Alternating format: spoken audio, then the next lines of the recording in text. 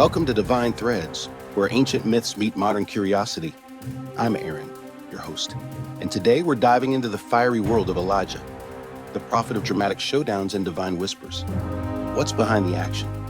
Cultural critique, theological depth, and timeless questions about the divine. Let's jump into the story. Picture the northern kingdom of Israel. King Ahab marries Jezebel, a Phoenician princess who brings Baal worship into the royal court. Yahweh's worship gets tangled up with Baal and Asherah.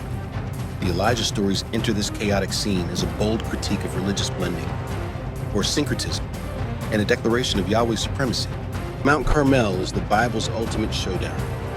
Elijah challenges 450 prophets of Baal to prove whose God is rules in Israel. Baal's prophets scream, dance, and even cut themselves, but nothing happens. Then Elijah calmly prays, and fire from heaven consumes his offering.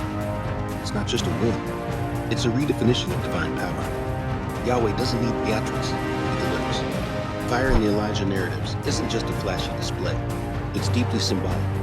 It represents transformation, divine presence, and covenantal purity. The fire on Mount Carmel reclaims an image often associated with Baal, showing that Yahweh controls even the most powerful natural elements. The wilderness is where Elijah's story takes a quieter, introspective turn. After the Mount Carmel victory, he flees into the desert, feeling defeated. But the wilderness isn't just barren, it's a space of divine encounter. Ravens feed Elijah, and he receives nourishment and guidance, reminding us of Yahweh's provision even in isolation. Elijah's encounter with Yahweh at Mount Horeb is a narrative twist. Expecting dramatic theophanies, like storms or earthquakes, Elijah instead hears God in a gentle whisper. This moment reframes divine power as intimate and relational, a stark contrast to the chaos of Baal worship or Dionysian ecstasy. Let's talk about ecstatic worship. Baal's prophets cut themselves in frenzy, hoping to provoke their god. In contrast, Elijah's calm prayer brings immediate results. The Elijah narratives reject chaotic, sensory-driven worship in favor of deliberate, meaningful engagement with the divine. At their core, these stories critique religious syncretism. Baal's reputation as a storm god, undermined by a 3-year drought. Baal's lightning fire imagery, reclaimed in Yahweh's name. The narratives take symbols shared across cultures and reframe them to emphasize Yahweh's distinctiveness. So, was Elijah a historical figure? Likely not. There's no archaeological evidence for him or his actions. Instead, the stories function as theological constructs, using Elijah to dramatize the confrontation between Yahweh and competing deities. It's less history, more cultural commentary.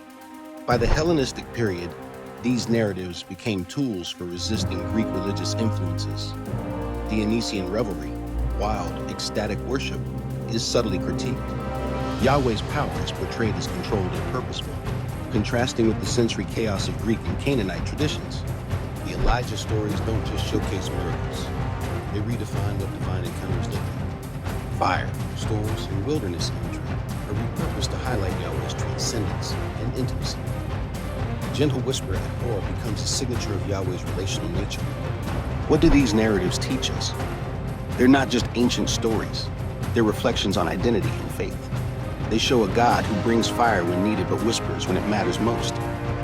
They challenge us to think about how symbols and traditions shape our understanding of the divine. Thanks for tuning in to Divine Threads.